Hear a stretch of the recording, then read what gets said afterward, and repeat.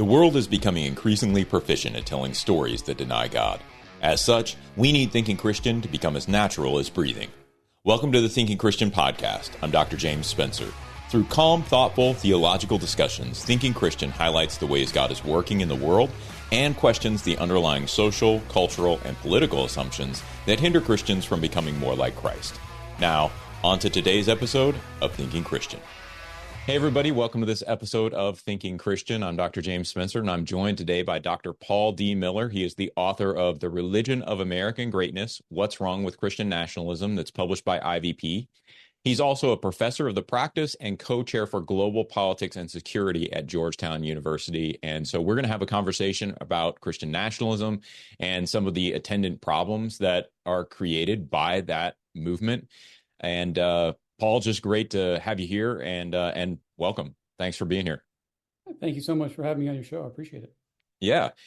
Hey, before we get started into some of the more scholarly arguments here, or the positions that you put forth in your book, and again, that I've talked about on this podcast several times, what's your background? Like, talk about how your background sort of fed into your interest in even writing a book about Christian nationalism or Christians in politics. Yeah, thanks for the question. And again, thanks for the invitation to that conversation. So as I share in the book, I'm a Christian, raised going to church my whole life. And throughout most of my life, that was combined with political conservatism, right? To be a Christian also meant to vote for the pro-life position and family values, and those things just naturally go together, and they go together with Republican politics. By day, I'm an international affairs professor. I teach about America's role in the world. And I noticed that my view on America's role in the world was premised on a certain idea of what it meant to be an American, a certain idea of American identity. But around 2015 or so, it turned out a lot of people didn't agree with that. In fact, it was the folks in the pews with me, other conservative evangelical Christians, who seemed to not have the same idea of what it meant to be an American. And that's what led me down the path of writing this book and trying to disentangle these things. What does it mean to be a Christian? What does it mean to be an American? And what is America's role in the world? All really interesting questions, but they can get pretty thorny and complicated when you ask them all together. Yeah, and I appreciated the way your mixed experience, I think, probably adds to your perspective on this. But one of the things I really appreciated about your book was the definition in terms that you did early on. And one of those I'd just like to kind of hone in on, if you wouldn't mind talking about it a little bit, is evangelical. We hear evangelical all the time. You reference Bevington's quadrilateral and the more theological and academic definition of what evangelical is that you and I might use in academic writing. But the reality is that's not common. That's not the common use of the word evangelical. So can you talk just a little bit about that? Yeah, so you referenced the Bevington quadrilateral. The word evangelical comes from Greek, just means somebody who wants to share the good news. That's evangel, good news, Jesus Christ. And that's how the reformers used it 500 years ago. And American evangelicals were generally Protestants, not quite usually of the high church traditions, but Baptists, Methodists, and others who wanted to share the good news. But in the 20th century, it has taken on cultural, political, and social connotations. So it tends to mean somebody who's politically on the right. It's mostly white Americans who use the phrase evangelical. It's really interesting that Black Protestants who are theologically very similar to evangelicals don't tend to like the label because they tend to shy away from the political and social connotations. And so in common parlance, or in journalistic writing, to be an evangelical, an American evangelical, kind of means to be a white conservative living in a red state in the middle and lower classes. That's essentially what it means. It's become a tribal designator more than a religious one. I think, much to our loss, I think we should keep the old view of evangelical as a religious label with meaning to it. I am an evangelical in the older sense, and I'd like to be able to reclaim the word. I think that's really interesting because it's sort of, and I think maybe the reason I keyed in on it so much was that it's almost part and parcel with what I see happening with Christian as well. Christian has these differing connotations where Christ has become relatively dispensable from the word Christian in a more common vocabulary. So even something that you talk about with regard to the religious right toward the end of your book and this notion of Christian values, I think there's a general sense in which I could assume I know what that means. But if I just am looking at the term Christian and what that describes, Christian values seems to differ from something like, let's say, Christian doctrine or Christian worship, which would have a very distinct, very narrow, and a very exclusive understanding of Christian. That is something dedicated to Christ or people united in Christ doing something or believing something, versus Christian values, which seems more open. Is that a fair way to think about it? When we say Christian values, maybe it's best to think about applied Christian ethics, right? When we think about how do we live, you have to translate a lot of the Bible's broad moral principles into specific, actionable do's and don'ts, right? That's and heart attitudes. And it gets especially complicated when you do that in politics, right? What are the right and wrong things to do in our political lives? So that's maybe where the word Christian values, what it means. It's the applied Christian ethics in the political sphere. I think the number one Christian value in politics is justice, right? God is a God of justice. God loves justice. He commands us to do justice, love mercy. Justice is the foundation of his throne. We should emulate a God of justice. And so in our political lives, I think the preeminent Christian value is justice, and we should always work for justice above all. And now the next question is, what is justice? What's justice? And for the third hour of my talk. Yeah, I mean, that's where it sort of gets a little sticky for me. When we talk about Christian values and we talk about justice, and then we try to enact that in a political sphere, we're almost always going to be enacting something that is limited. In other words, there's going to be a remainder there. Once we've done justice in one realm, it isn't as if we've done justice.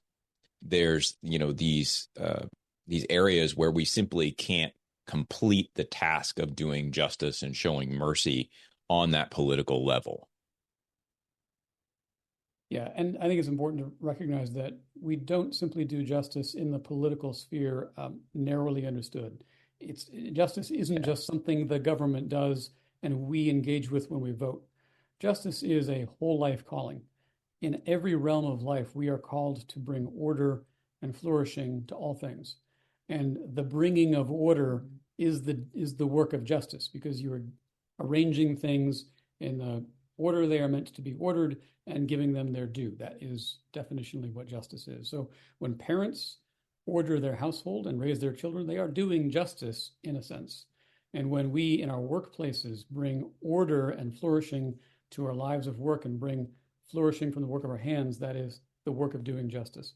And then it goes on and on in a sense from there. And we participate in a small way in the work of governmental justice, which is the one we tend to think of. When you think about it, I think that's a really helpful distinction. When you think about nationalism, if we kind of dive into that part of this conversation, is nationalism really just an incomplete and probably, I don't know, from my perspective, a wrong-headed way of enacting a particular form of justice? I mean, I think there's a sense, and just to say this, when I say wrong-headed, I don't necessarily want to say that anybody who's a nationalist is a horrible person. What I'm trying to do is just say, I think there's probably a kernel within nationalism that is altruistic, that it has a good in mind on some level. It's just that the mechanism for getting there, for enacting that justice, for enacting that good is skewed. Yeah.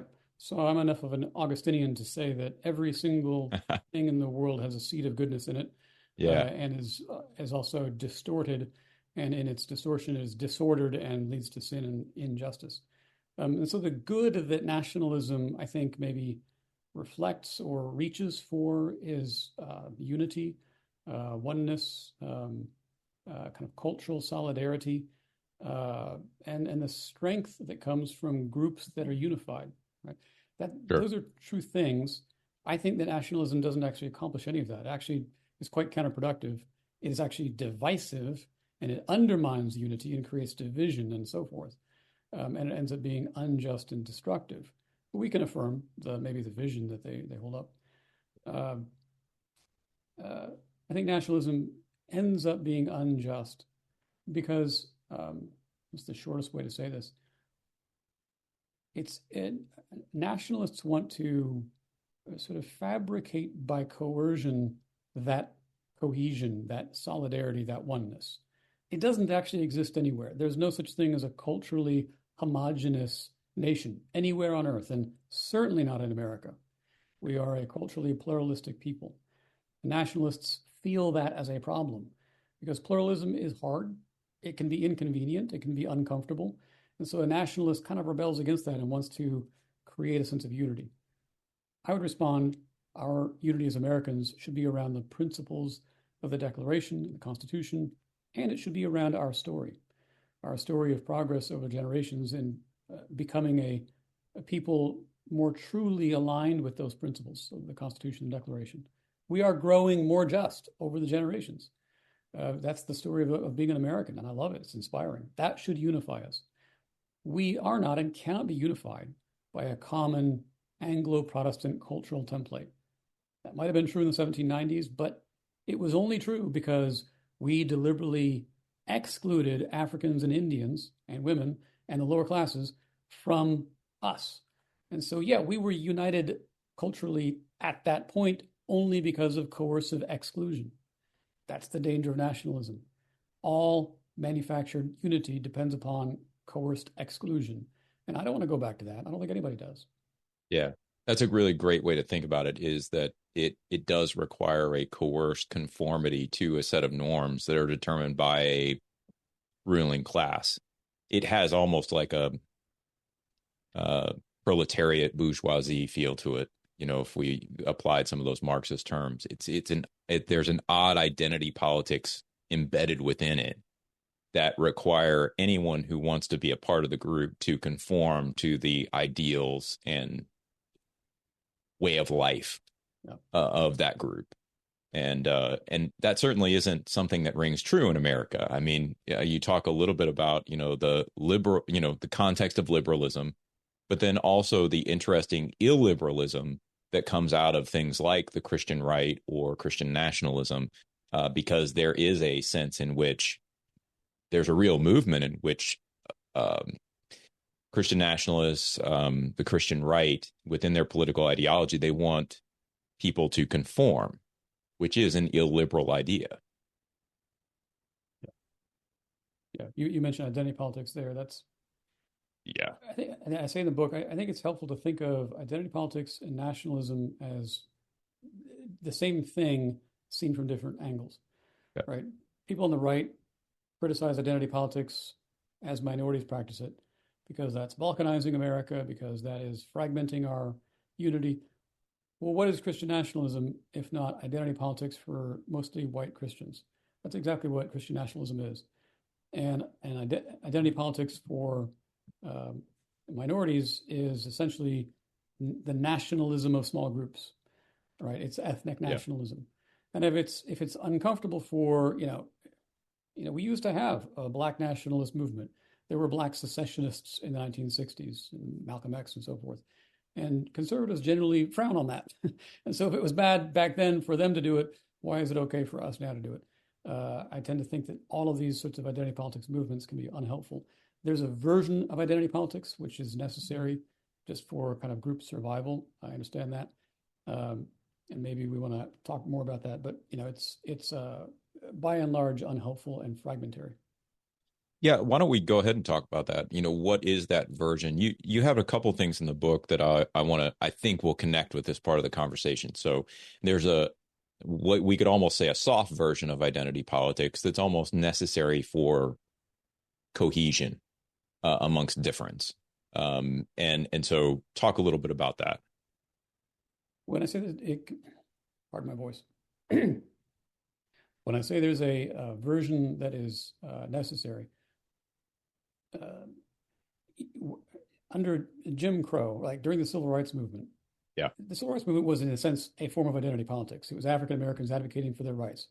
Yes. Nobody's going to complain about that. So if you're under assault, of course you're going to have to advocate for your rights. And if that's identity politics, let's all embrace it.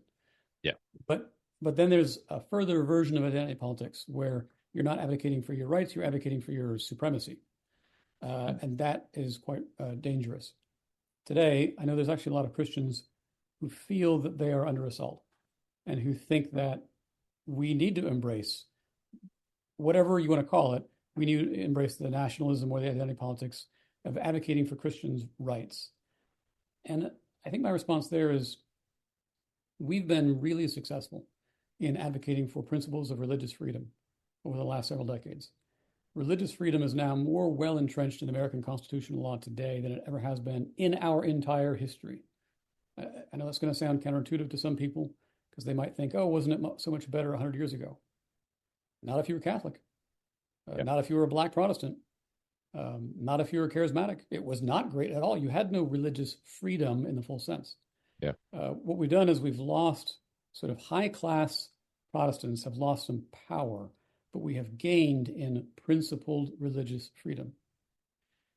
So right now, are there some Christians who are under assault culturally, getting sued for their businesses or mocked, or were some churches shut down during COVID unfairly, like where they target? Yeah, I think some of that is actually true.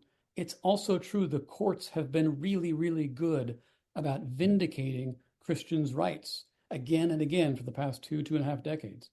So I feel pretty comfortable that we can continue to advocate for principled religious freedom, and that doesn't mean Christian supremacy. And we shouldn't cross the line and advocate for Christian supremacy. That is deeply unhelpful. It was interesting when I was looking at some of the early American history on this, and sort of trying to untangle that notion of Christian nation and what that really meant and how people were taking it. But if I look back at, let's say, in the 1800s, you still have in particular states established religion.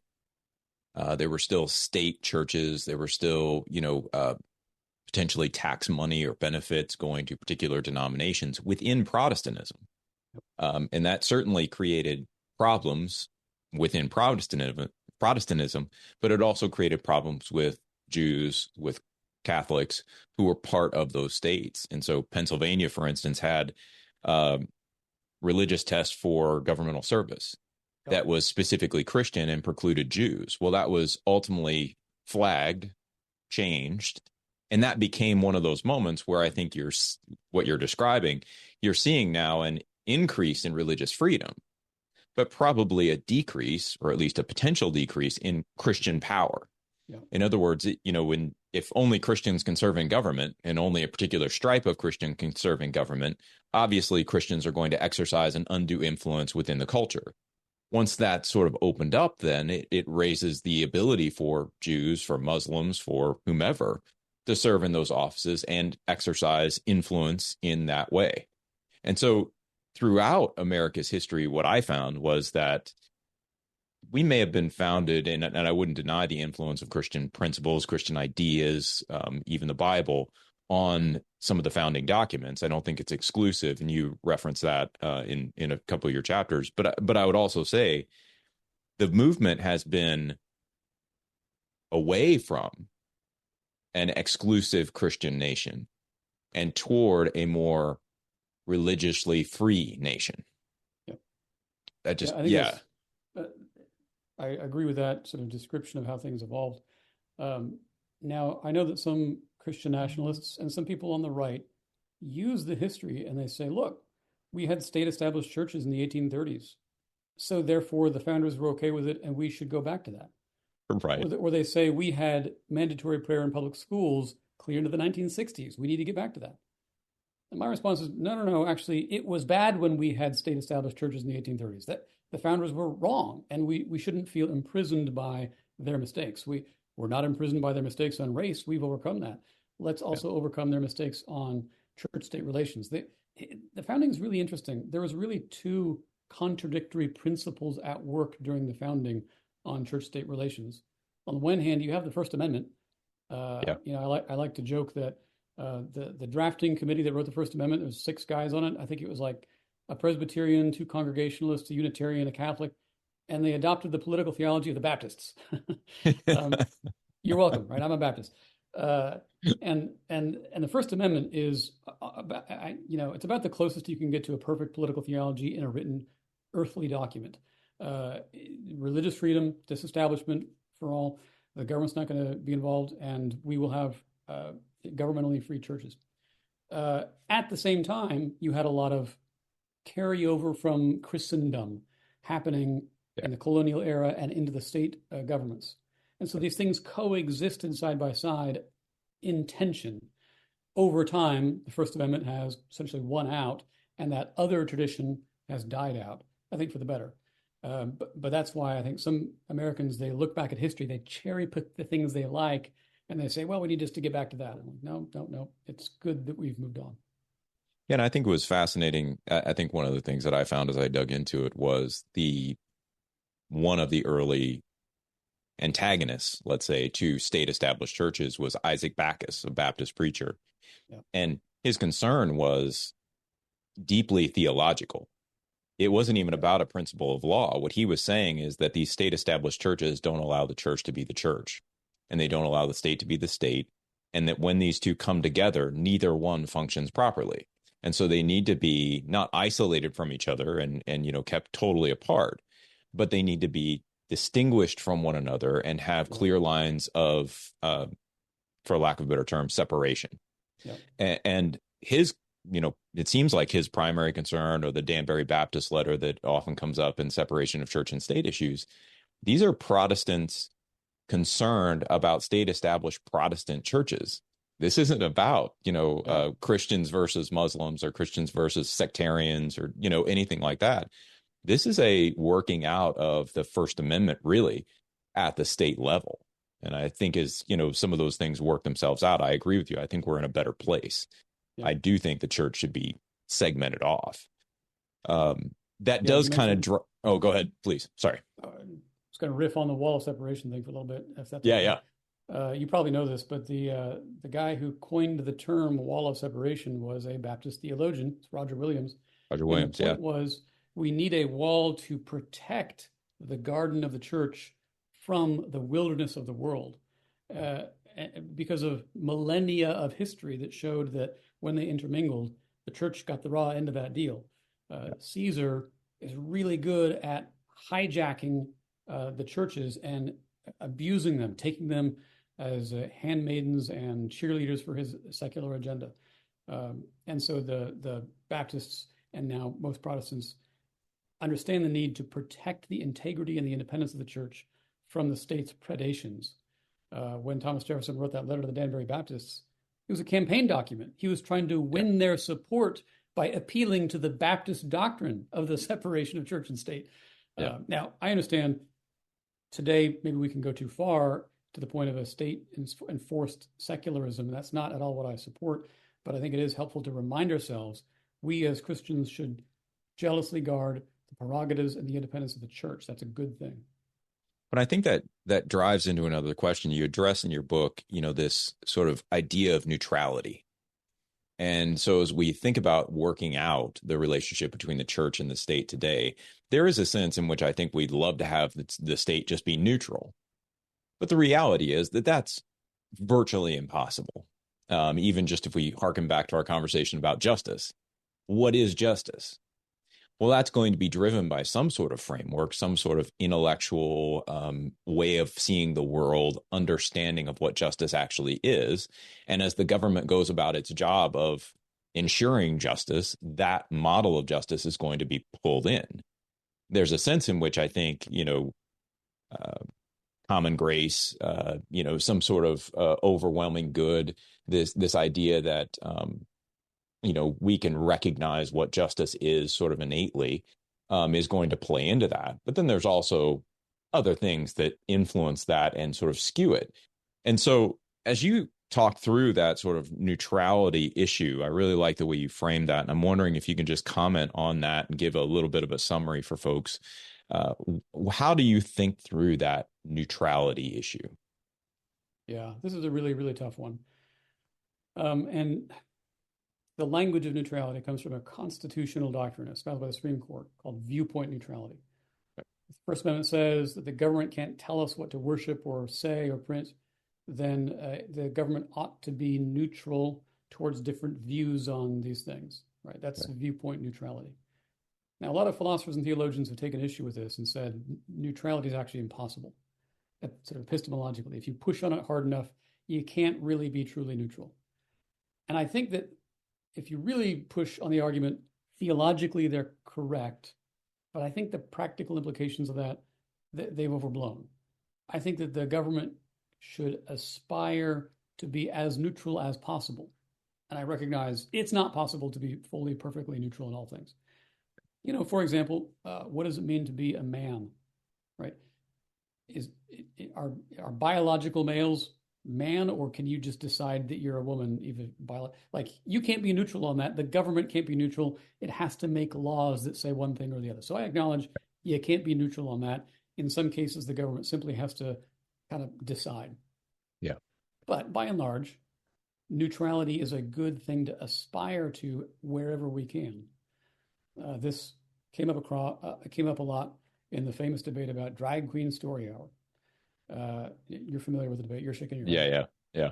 It's can we as Christians mandate that the local public library prohibit drag queen story hour from holding an event at the public library? If you believe in viewpoint neutrality, as I do, you have to say, well, you can't actually ban groups from public resources just because you disagree with them. In theory, the Nazis have a right to use the library and even to reserve event space and read Mein Kampf. I think that is a correct, I would defend the right of a Nazi to rent library event space and read Mein Kampf out loud. And that's how far I will go in defending the idea of neutrality. I think it's wrong in principle for the government, for a library administrator, to coercively exclude anybody from public resources merely because of who they are, what they believe, or what group they belong to. Now, library administrator can certainly regulate what happens inside that library. They can regulate conduct, behavior. So if the Nazi starts beating people up, well, yes, you can regulate that. Right. If Drag Queen Story Hour turns into a striptease, you can regulate that. You can say, no, we have standards of public decency. You can't do that kind of stuff. Right. You can't ban groups or people on the basis of beliefs or identity or who they are, but you can regulate conduct once inside. That's, I think, how we should exercise neutrality in the public square. Cannot discriminate on the basis of values, identities, or beliefs. And I tend to agree. I mean, I think that if we were to get down to those points, what we're going to end up doing is we're going to end up in that sense of we need to coerce, right, this sort of uniformity, whether it's a true uniformity or not. In other words, there are going to be people who may just want to participate, and so they're going to set their entire identity aside and come in and just play by these very specific rules, look and feel like everybody else, and you're going to create an artificial unity when there's really an underlying diversity. I don't think that's the right move. I also don't think it's the right move to police these various different things. I think it's an appropriate neutrality to hold. It does open up these questions, and I think these are the appropriate questions, right? If we sit back and we say, no, viewpoint neutrality is something that we should retain, then the next logical questions are, so what do you do when public schools take kids to drag queen story hour, right? How do parents handle those kind of issues? Those are things that I think need to be worked out and figured out, and that different parents could react to in different ways. It does create that sort of capacity problem of me as a parent. How much do I have to actually work through with every child that I'm sending into a particular public school system or what have you? But I think that in principle, I agree with you. I think it just creates these different problems that, honestly, I think every system would create. They're going to be different problems, but there's not going to be a system where we can all agree to it and love the way that it works itself out. Yeah. Yeah. You're right. We're never going to reach a solution. Culture war is never going to end. It really isn't. Right. Um, and so these disagreements will always happen, but I think what's important is they happen within a constitutional framework of laws.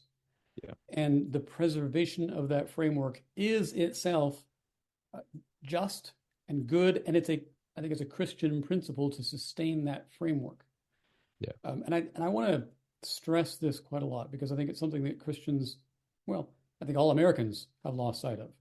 I think you hear a lot of voices on both the right and left who are ready to give up on the Constitution because it's not efficient enough, doesn't guarantee their agenda or their victory, and Americans are just frustrated and impatient, and they see the inefficiencies and the corruption and the ways the system is kind of ground to a halt, and there's a lot of paralysis.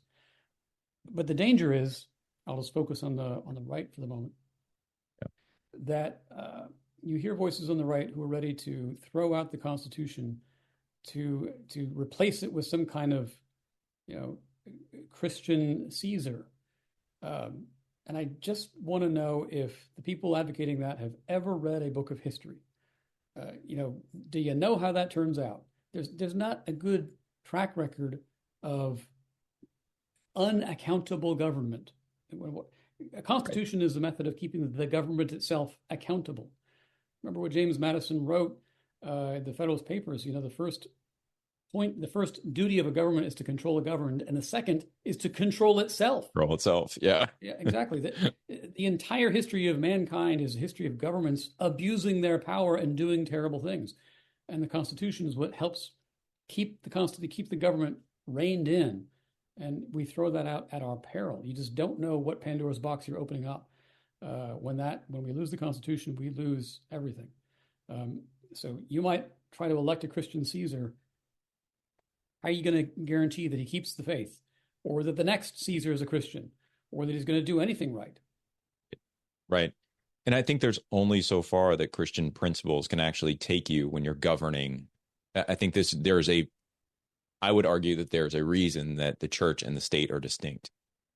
And part of that distinction has to be that the state has to make decisions in and about a fallen world that require some level of compromise, that take into account all of the people that are being governed. Whereas the church has a much different task, which is remaining faithful, speaking theologically, evangelizing the world. And those two tasks don't always cohere together in the best possible ways. I came across this, if you remember this year, the Transgender Day of Visibility and Easter ended up falling on the same day. And there was a lot of frustration from certain Christians that Biden would ever have allowed this to happen. But if you look back at it, it's always been on this date. The Transgender Day of Visibility has always been on this date. And this year, Easter happened to land on that date. Easter moves around a little bit. And so the question becomes, what's he supposed to do? He's not going to win either way. If he moves it, the transgender people are going to feel like, well, why are you moving it just to please the Christians? If he doesn't move it, the Christians are going to say, you're attacking us on this sacred holiday. And those are the points, I suppose, where I would look at it and say, this is a nice example of governance. It's messy. It requires compromise and negotiation, and it can't seek to please all groups or any one group. It's a very difficult sort of mess. And I'd say that's a dilemma that you will only find when you think that the state's job is to affirm identities, right? If you're looking to the state for validation of who you are, you have just created never-ending culture war, because there's never-ending proliferation of identities that will demand recognition. That's exactly the debate here between ethnic identity politics and nationalism. And as a kind of, in my libertarian moments, I think, let's just get out of the business of doing all this. Let's stop with all the month for this, month for that, day of this, day of that. Let's just stop. That should not be the national federal government's job at all. Maybe state and local communities can do that kind of stuff, but I don't know why the national government does that. And then you would avoid the clash of Transgender Day falling on Easter. It's just, right. Why is the government doing this stuff? Well, let me pivot the conversation. I think this is an appropriate time to kind of pivot into this civil religion, and this notion of, we've been talking about the government and how it remains neutral or doesn't remain neutral, where it's appropriate for it to remain neutral and not remain neutral. And yet we also have this sort of bigger discussion around civil religion, how these national symbols can honestly come to represent, I think in its strongest form, idolatry, right? Where it's trying to supplant and make theological statements that are simply not true. And so how do we wrestle with the notion of civil religion in a society? I can appreciate Reno's perspective. You note Reno's article in your book, and he talks about the inevitability of civil religion and almost the necessity of it to bring coherence to a society. I can appreciate that. But at the same time, there's something in me, as sort of my theological brain says, yeah, but I'm not sure that Christians can just accept it and move on. There has to be more to it than that. So can you talk a little bit about civil religion and how you see it functioning, and even maybe where you see it today? So let me start by talking about patriotism, and then I'll talk about civil religion and the different messages I would give to different generations. Great. Right. So the first thing I want to say is I think patriotism is generally a good thing. I actually think it's a positive virtue for all of us to be grateful and thankful for our homes. And that's how I think of patriotism. Let's be grateful for America, for our freedoms, for equality, for the Constitution. Let's cultivate it, try to leave it better than when we found it. And let's not idolize it, but let's be grateful for it. And I think everybody everywhere should be a patriot of whatever home they're from. And that does sometimes mean being critical, because when I love someone or something, I desire its good. And desiring the good means being able to hold it up for scrutiny and accountability when it goes wrong.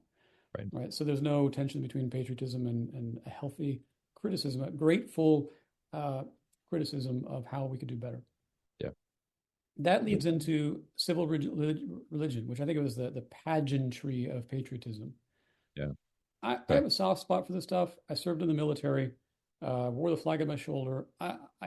I think it's fine. I think there's a certain level of it which can be healthy. The parades, the flag waving, the John Philip Sousa. I don't really care for the Lee Greenwald hymn, but there's a lot of that stuff. It's good. And here's where my message is different to different generations. I think that the boomer generation needs to be more on guard against the idolatry, because I think that was the besetting sin of their generation. I think you're going to find more boomers who participate in civil religion and feel the pull to idolatry. To the millennials and younger, I have the opposite admonition. Show up at the parade, for crying out loud. Show some gratitude. Serve your country. I think that generation and younger are in danger of being ingrates, of taking for granted the great things that this country has to offer. They're not in danger of idolatry. They're in danger of just not even showing up and of taking for granted the wonderful blessings of living in the United States. As a proud Gen Xer, we got it right. We're perfect. That's right. Yeah. Yes, I agree with you. Yeah. I noticed you skipped Gen X, and I wasn't too concerned about that, because I do. Right. I think we just got it perfect. No, I think the language of gratitude is actually probably the best language to describe patriotism, because gratitude assumes a gift. And so now we can root that patriotism, all these blessings that we have within our country, we can root them in a givenness from God. And we can rightly appropriate those and order them within our various loves. Love for God first and foremost, that recognizes that the country we live in is a gift to us, where we can now enact our faith, where we can live with relative prosperity, not without all of our problems, but certainly a blessing from God. I think that's the right language. And I think it was C.S. Lewis who said, when the love of country, it becomes a demon when it becomes a god, I think is the quote. Great line. Yeah, it just beautiful. And so I agree with your analysis. I mean, I think that the civil religion in the boomer generation would have revolved around, right, the Cold War, World War II, all those kind of issues. but particularly the Cold War, oddly, the Cold War, maybe, um, where there is a stronger definition toward theism as opposed to the atheism of, or Yeah. the supposed atheism of Russia, which is equally odd given their relationship to the Russian Orthodox Church. And here's a really fascinating and difficult thing. Yeah.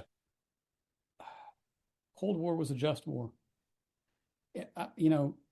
Drill me on the history of it. I am a Cold Warrior. I'm so grateful we won the Cold War. And Yeah. I will defend quite a lot of what we did during the Cold War. Not all of it, but quite a lot of it. Yeah. You can fight a just war with the wrong attitude. You can fail to have right intent. And Yeah. in the pursuit of a just war, you can, in your heart, cross a line into triumphalism and crusading. And I think maybe that's what happened with a lot of American evangelicals during the Cold War, and by the way, during the Civil War. You read the kind of rhetoric that the pastors were preaching in the 1860s in the North, and it was bad stuff in service of a just and righteous cause, but they were deifying the nation, and they created a sense of America as this chosen instrument of God to unleash liberty for all humankind. It was really kind of damaging stuff. And so when we fight a just war, I wrote a whole book on that, we got to be super careful to keep in mind the right intention in our hearts and not give into that spirit of crusading. Yeah, it's really, I think the church has to take a high level of responsibility for some of the civil religion overreaches that we've experienced. Just looking back through the history, and you do a lot of this in your book, but that tracing of Second Chronicles 7:14 and Psalm 33:12, requests for things like a national day of repentance and fasting, the addition of Christ to the Constitution. These requests were not uncommon in history. But I think particularly the use of those two verses, Second Chronicles 7:14 and Psalm 33:12, those are ones that I've keyed in on as well, because they are moved over and applied to America in ways that seem, I would argue, are inappropriate to the biblical text. That's putting it lightly. Yeah, they're just not, they're misapplied 100%, but we continue to use them as if America has some sort of special relationship with God similar to Israel. And I enjoyed your treatment of that in the book. I think it was really actually very good to say, these other nations that we form aren't Israel. Israel has this special covenantal relationship with God. Other nations can be blessed, certainly. There were times in history where you could have described Rome as blessed, or Persia as blessed, or Babylon as blessed. And they're serving particular purposes for God, but they are provisional. In other words, they're not eternal. They're not guaranteed to last. And so there's a sense in which we just, I think, co-opt a little too much of the theology of Israel and then ultimately of the church into our national conversations and our national identity. I see something very similar happening with the Exodus. Yeah. It's common throughout American history to refer to America as a new Israel, from the colonial era clear up through the early 20th century. And so today, calling America a Christian nation is sort of the new equivalent of that. And so ever since not just the founding, ever since the colonial era, we have seen America as a religious mission. And that's, again, just deeply unhelpful. I ran across a recruiting pamphlet written in England in the 1630s. It was trying to recruit colonists, farmers, to come and farm in Virginia. And it said, I'm not kidding, it said, come help build God's temple in the New World. So as early as the 1630s, we were turning America into a religious project. Yeah, and what I find interesting, and I've seen this a couple of times, there was an interview, I think it was with Eric Trump, and I don't want to turn this into a, Trump bad, Biden good kind of conversation or anything like that. But Eric Trump said something in an interview that I found deeply disturbing, which was that his father, in what he had done as president, saved the church in America. And you think about that framing, and it creates a paternalism between the government and the church, that the church is somehow vulnerable and needs the government to step in and care for it and make sure it is preserved as almost this cultural artifact. And you see different things. You quote some things in the book, as people are talking about the connections between the church and Christianity, where I think a very similar observation could be made. But I think that that's an overstepping, obviously, of the church isn't vulnerable. The church will survive. It doesn't need the government to protect it. There are certain instances where I think it's appropriate for Christians to step in and say, no, look, let's defend religious freedom. Let's make sure that, let's preserve this time where we can be Christian without consequence. So, yeah. What do you think? Yeah. Here's, maybe we will talk about Trump a little bit. Yeah, maybe we will. Yeah, we probably should. This is one of my frustrations with the new right, or the nationalists, is their insistence that old-fashioned conservatism had failed. Yeah. And that is simply not true. And it is ungrateful. It is libelous. It is defamatory, and it is bearing false witness.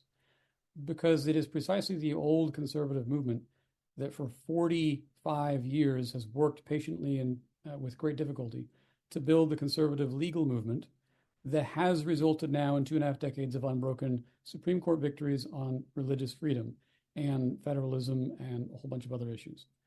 For heaven's sakes, the Dobbs decision just came out, 18 months ago?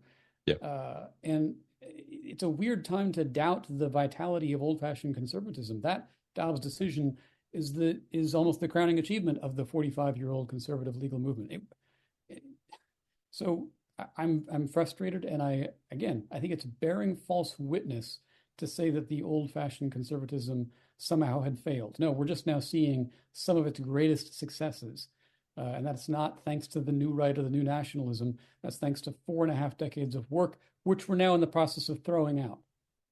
What I think the interesting part, like I've written on Dobbs-Jackson a few different times, and I think that one of the things that I've tried to draw out is that Dobbs v. Jackson wasn't a Christian decision.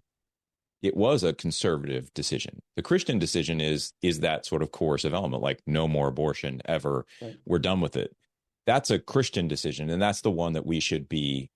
I don't think that's the one we should be looking for, though, from government. I think Dobbs-Jackson is an appropriate decision by a conservative court that now entails a variety of other Christian action outside of politics. And so there's just been this sense, though, that I think that I know people who are disappointed in Dobbs-Jackson. And it's because they were expecting the government to solve this issue for us. Yeah. And it's like, well, there's no law that can fix the human heart. So we have to do other things. Yeah. Dobbs was not a pro-life decision. It was a pro-democracy decision. It returned the issue to legislatures in the states. It was a pro-federalism decision. Yeah. And when that happened, the net result is going to be that abortion remains mostly legal in most of the country, with more restrictions in red states and less restrictions in blue states. And it's so strange to me that we have the pro-life movement over the past 1.5 years attempting to pass these sweeping bans on abortion. I want to live in such a country, but have they read a public opinion poll? Do they understand what country we actually live in? Do they know that democracy works with 51% of the vote? So the pro-life movement it's so baffling to me what they've tried to do. They've just created a backlash. So what we have is an opportunity to work patiently and incrementally. 3 cheers for incrementalism. Everybody wants to be Abraham Lincoln in 1865. Right, in the 13th Amendment, banning slavery with one stroke of a pen. And nobody wants to be Abraham Lincoln in 1862, where he's like passing one law at a time, banning slavery in the District of Columbia, and then authorizing Union commanders to accept runaway slaves, and this and that, and these tiny incremental things that chipped away at the reality of slavery until you got to the 13th Amendment. Right. Where is our spirit of incrementalism now? That's what my frustration with the new right is. They want these grand solutions imposed on high by a government that doesn't exist, by a movement that can't win elections. Let's get in the trenches, support the 45-year conservative movement on things that matter, and make real. Here's another example. I hear people say, let's ban pornography. And I just want to ask, how? Do you want to empower the FBI to surveil every laptop and phone in America? Are you insane? I mean, that is a cure far worse than the disease. But there was a state legislator in, I don't even know what state it was, who passed a law mandating that porn sites verify the age of users. Yeah. And it shut down Pornhub in 13 states overnight. That's the kind of incrementalism that I can get behind. It makes a real difference. It's actually doable. You can really pass laws, and you don't waste time sitting around for the grand dictate from on high. Get in the trenches and get some work done at the state level.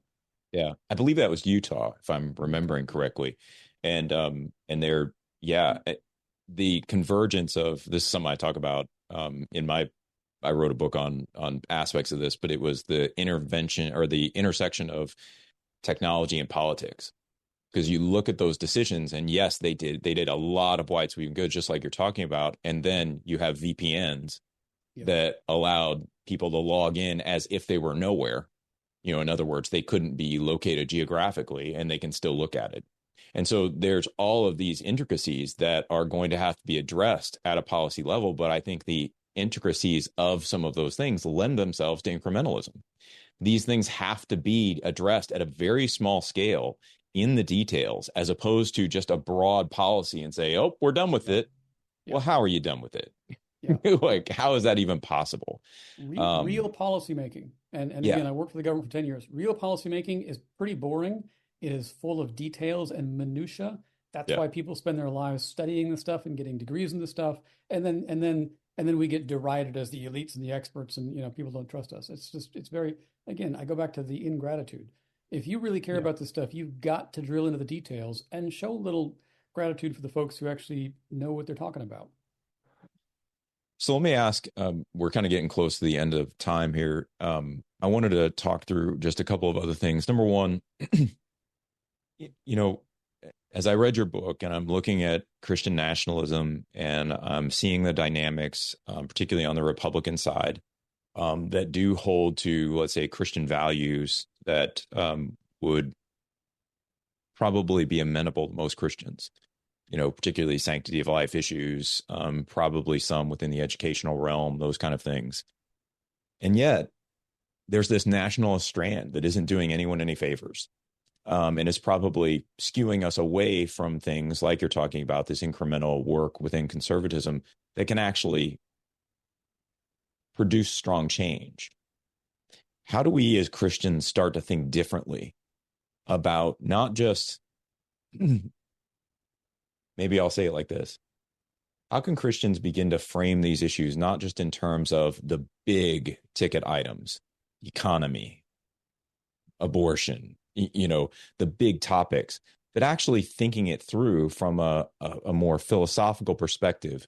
Who is going to sustain and support the things that have actually been making America work? What does that even look like for people? I tend to gravitate towards another big issue, right? The easiest way to talk about it is this. I used to be a single issue voter for abortion. Now I'm a single issue voter for the Constitution. Okay. Right. I think the Constitution is under threat from both sides, yes, but I think it's under threat.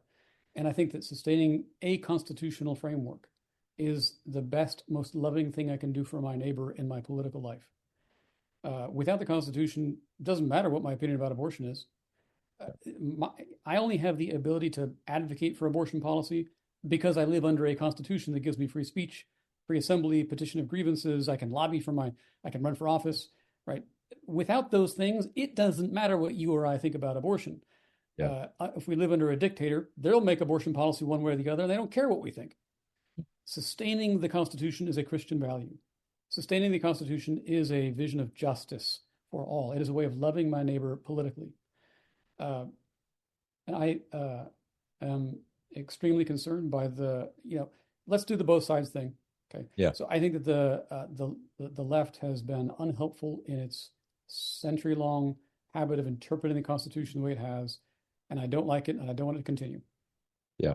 The right has more immediately and quickly assaulted the Constitution with a decade-long onslaught of rhetoric and even some violence. Between those two things, I think that the rightward stuff is a more immediate danger, right?